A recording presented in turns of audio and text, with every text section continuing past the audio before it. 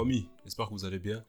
Si tu es nouveau, bienvenue à toi sur Kinamo, qui vient de Kimia Namotema Bona Kimia Namokili, qui veut dire simplement la paix dans le cœur pour la paix dans le monde entier.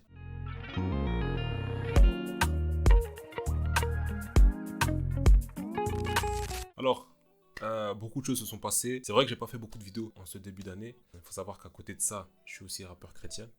Et donc, si tu veux aussi découvrir ce que je fais, si tu veux savoir un peu et écouter ce que je fais, je te laisse le lien de ma chaîne YouTube ainsi que de mon Instagram en bas dans la description de la vidéo. Si tu veux écouter, tu vas aller découvrir un peu. J'espère que tu vas bien. T'es encore en vie. Je suis encore en vie. On est en 2025. Beaucoup sont morts, beaucoup sont partis, beaucoup sont malades, beaucoup sont internés dans des hôpitaux. Beaucoup n'ont pas la vie, la chance, la grâce, les capacités, la santé que toi et moi nous avons. Et donc juste pour ça, on peut glorifier Dieu. En dehors du fait qu'il a donné sa vie pour nous, en dehors du fait qu'il s'est sacrifié pour nous, en dehors du fait qu'il nous aime, en dehors du fait qu'il aime les bons et les méchants, en dehors du fait qu'il fait pleuvoir sur les bons comme sur les méchants afin de donner du pain aux bons comme aux méchants, en dehors de toutes ces choses-là, on peut lui dire merci juste pour la vie, juste pour la paix et juste pour la santé. Et si tu n'es pas en bonne santé, alors je prie que Dieu puisse te guérir là où tu es. J'aimerais qu'on puisse parler de ce qui peut te faire réussir, que ce soit dans ta vie chrétienne, dans ta vie séculière, dans ton travail, dans tes projets, dans l'entrepreneuriat, ce qui peut te faire réussir en cette année 2025. Ce sont deux choses que toutes les personnes qui réussissent font. Toutes les personnes qui réussissent vraiment font. Ce sont deux choses que je veux te partager aujourd'hui. Reste jusqu'à la fin de la vidéo pour voir de quoi vraiment il s'agit. Première des choses, travail. Ne sois pas oisif. Sois diligent, constant, déterminé, concentré. Travail. Je ne dis pas travailler juste dans ton job. Tu sais, il y a deux choses. Il y a ton travail et il y a ton job. Le job que tu as, c'est ce que tu fais pour gagner un peu d'argent. Pour un salaire. Je ne sais pas si tu es infirmière, si tu es... Je sais pas. Quel métier? Peut-être que tu es comptable, peut-être que tu es agent de sécurité, peut-être que tu es banquière, peut-être que... Je sais pas quel est ton job. Peut-être que tu es vendeur, peut-être que... Je sais pas. Mais ton job, c'est ce qui te permet d'avoir un salaire. Ton travail, c'est ce qui englobe ta vocation. La première des choses que Dieu dit à un homme lorsqu'il le crée, la première des choses que Dieu dit à Adam lorsqu'il l'a créé, c'était de travailler, d'entreprendre. Voilà, de multiplier. Il n'a pas dit seulement multipliez-vous, faites des enfants. Non, ça c'est ce que les gens ils ont voulu te faire croire. C'est pas ça que Dieu a dit à Adam. Dieu aime l'entrepreneuriat. Dieu aime lorsque tu entreprends. Dieu aime lorsque tu crées des choses. Parce que si Dieu nous a créés comme lui, et lui est un créateur, alors nous sommes aussi des créateurs. Nous sommes aussi des gens qui sont censés innover, créer des choses sur cette terre. Ça c'est ton travail. Le rêve, la chose qui brûle en toi, que tu dois faire réellement, c'est ça ton travail. Et là, Dieu te dit travaille. Dieu te dit multiplie. Dieu te dit domine, assujetti. Pour que tu puisses avancer, faire des progrès, tu dois travailler. Les plaignants se plaignent. Ceux qui travaillent réussissent. La Bible dit que Dieu bénit la main de l'homme actif et que la richesse convient à l'homme énergique. Le contraire du travail, c'est l'oisiveté, c'est la paresse. Et si tu es oisif, tu vas pécher. Si tu es oisif, tu vas pécher. Tu ne peux pas être paresseux, quelqu'un qui est oisif, et ne pas vivre dans le péché. Ça, c'est impossible. C'est lorsque le roi David a décidé de rester chez lui au lieu d'aller en guerre avec ses autres soldats, défendre son pays, défendre sa patrie.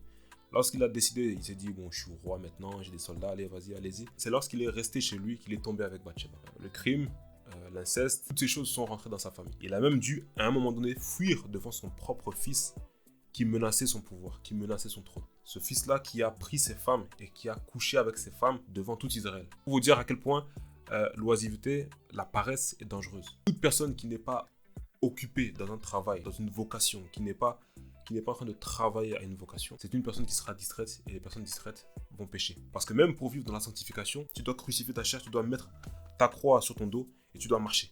C'est un travail, c'est des efforts à fournir. Bien sûr, nous sommes sauvés par grâce. Et Jésus disait à ses disciples, priez afin de ne pas tomber en tentation. Donc si tu ne pries pas, si tu ne vis pas dans la prière, si tu ne t'appliques pas à avoir une régularité dans tes rencontres avec Dieu, si tu ne t'appliques pas à avoir une discipline de prière, régulier dans la présence de Dieu, tu vas pécher. Et surtout aussi, une chose, si tu n'avances pas, tu recules. Parce que le monde avance, la vie avance. La minute qui vient de passer là, on ne la retrouvera plus jamais. Toi, tu peux re-regarder cette vidéo et revenir à la minute d'avant. D'ailleurs, je t'incite à liker, partager, aimer, mettre un commentaire. Moi, ça me fera vraiment plaisir. Tu peux revenir sur la minute d'avant, mais tu ne pourras plus jamais revenir sur la minute d'avant que tu as toi-même passé dans ta vie, pas dans le digital, dans la vie réelle. Tu ne pourras plus jamais revenir en arrière. La vie avance et que tu dois aussi avancer. On peut se donner beaucoup d'excuses pour vivre dans l'échec. Parce que moi, c'est ce que je faisais. Parfois, je me donnais des excuses et tout. Frère, si tu ne travailles pas, tu échoueras. Si tu travailles de façon efficace, intelligente, de façon sage, tu réussiras. Point numéro 2, qui est la suite du point numéro 1. Vous verrez que la plupart des personnes qui ne sont pas concentrées à un objectif défini, précis, sont des personnes qui parleront mal des autres. Des personnes qui vont devenir haineuses. Des personnes qui vont devenir jalouses. Est-ce que c'est vrai ou pas? Arrête-toi, dis-moi dans les commentaires si c'est vrai ou pas. Les personnes qui n'ont point de rêve, de but à atteindre, ce sont des personnes que tu verras dans la distraction, dans la paresse et dans la médisance, le fait de parler mal des autres, le fait d'envier les autres, de façon passive ou active. Passive, c'est tu jalouses juste de loin. Active, tu commences même à vouloir détruire la vie de la personne qui est en train de réussir à côté de toi. La Bible dit que le paresseux a des désirs qu'il ne peut satisfaire. Sache que si on parle mal de toi, c'est que tu fais quelque chose. Sache que si personne ne parle mal de toi, c'est que tu ne fais rien. Si tu as le temps pour parler mal de quelqu'un d'autre, c'est que tu n'es pas assez occupé dans ta propre vie à poursuivre le but, l'objectif que Dieu t'a donné. Si tu es quelqu'un qui prend l'habitude de parler mal des autres, si tu es quelqu'un qui va voir des gens, tu vas là-bas, et tu parles mal des autres, tu n'es pas assez occupé. Parce que quand tu parles mal des autres, il y a de l'énergie qui part. Comment toi tu peux trouver le temps de t'asseoir et de commencer à parler des heures et des heures mal de quelqu'un d'autre? Alors que par rapport à ton travail, tu n'as juste 24 heures par jour. C'est que tu n'es pas assez occupé. Et sache que Dieu déteste la médisance. Lorsque tu envies, lorsque tu jalouses, lorsque tu parles mal de quelqu'un d'autre, tu es en train de dire à Dieu, t'es pas assez juste. Parce que tu as donné à l'autre et pas à moi. Ici en France, c'est une autre c'est une autre hypocrisie. Devant, c'est beaucoup de sourires, beaucoup de faux semblants. Et derrière, ça te casse du sucre sur le dos. C'est une hypocrisie vraiment dont jusqu'à maintenant, je suis dans le sud de la France. Les gens ont l'habitude de se faire la bise. Les hommes, entre hommes, se font la bise. Lorsque je vais au travail, je vois des hommes qui se font la bise, mais qui derrière parlent mal les uns des autres.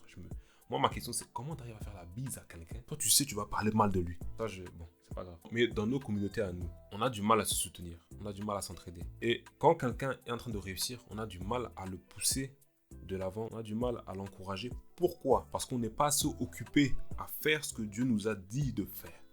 Si on était occupé dans notre propre vocation, à faire notre propre travail, à poursuivre notre propre but et rêve, on n'aurait pas le temps de jalouser ou de vouloir rabaisser constamment quelqu'un qui est en train de réussir dans sa propre vocation, dans son propre couloir. On n'aurait pas le temps. Mais il y a tellement de personnes qui ont du temps, qui sont oisifs, paresseuses et qui ne veulent pas travailler, qu'elles ont le temps de parler mal des autres. Cette vidéo, si tu es d'accord avec moi, va te faire perdre des amis, entre guillemets. Si tu as des personnes avec qui vous ne parlez que mal des autres, ce ne sont pas des bonnes relations, change d'amis. Vous parlez jamais de Dieu. Vous parlez jamais de la Bible. Vous parlez jamais d'affaires. Vous parlez jamais de comment devenir un homme ou une femme meilleur. Vous parlez jamais d'entrepreneuriat. Vous parlez jamais de business, de comment s'en sortir, aller mieux, de comment... Frère, si quand vous vous réunissez, vous ne parlez jamais de ça, change d'amis. Change d'amis direct. Change d'amis. C'est pas des bons amis. Et si c'est toi qui fais ça, en tout cas, c'est toi qui es le mauvais ami. Et donc, isole-toi. Parler mal, c'est du venin. C'est assez facile de parler mal de quelqu'un d'autre. Souvent, on le fait. Et on s'en rend pas compte. La Bible dit que le juste ne divise pas les amis. Le juste ne parle pas mal de son prochain. Ne déshonore pas son prochain. Si tu veux réussir en 2025, arrête de parler mal des autres. Une petite parenthèse, ça c'est encore pire. Ne parle pas mal des serviteurs de Dieu. Ne fais pas ça. Ne parlez pas mal des pasteurs. Si c'est un pasteur mauvais, quoi, il a fait quoi, il est tombé, il a fait quoi, c'est son problème avec Dieu. Toi, tu n'étais pas là si Dieu lui a parlé. Tu connais pas l'alliance qu'il a avec Dieu. Tu sais pas, ça se peut, quand Dieu l'avait appelé, il était bien et Dieu lui a dit, écoute, je t'appelle, t'inquiète pas, je vais combattre tes ennemis, tous ceux qui se lèveront contre toi, je vais me lever contre eux. Toi, tu sais pas si le gars, il a accepté après avoir entendu ça de Dieu, il a accepté de le servir, même si aujourd'hui, il est dans le mal. Toi, tu prends ta bouche, et tu commences à parler mal de lui, tu commences à le titiller, tu commences à être contre lui. Frère, fais gaffe, fais gaffe. Parce que la Bible dit 7 fois le juste tombe, 7 fois Dieu le relève. Par contre, toi, si tu te mets contre quelqu'un qui a une alliance avec Dieu comme ça, frère, si tu viens devant moi, tu commences à parler mal de ma femme, toi et moi, on aura des problèmes. Donc maintenant, toi, tu fais ça avec Dieu. Tu fais ça avec Dieu. Qui peut te tuer là, maintenant, comme ça, en faisant ça. Frère, un peu de sagesse. Arrêtons de parler mal les uns des autres. Soutenons-nous. Surtout dans la communauté africaine. Soutenons-nous. Dans la communauté chrétienne aussi, soutenons-nous. Ne soyons pas hypocrites. Aidons-nous à avancer les uns les autres. Aidons-nous mutuellement dans notre marche avec Dieu. Travaille et surtout, évite de parler mal des autres. Simplement parce qu'un homme récolte tout ce qu'il sème. Et la même mesure que toi, tu as utilisée pour les autres, c'est cette même mesure-là que les autres vont prendre pour toi aussi. Donc ce que tu feras aux autres, on te le fera aussi. Et donc frère, ça sert à rien de parler mal des autres. Sois focus, sois concentré sur ce que Dieu t'a dit de faire, sur ce que Dieu t'appelle à faire. Et tu verras que tu réussiras en cette année 2025. Alors, si ça t'a béni, partage, aime, commente, abonne-toi si c'est pas fait. Et moi je te souhaite tout le bonheur du monde. Que Dieu te bénisse, prends soin de toi, on se revoit très prochainement dans une prochaine vidéo.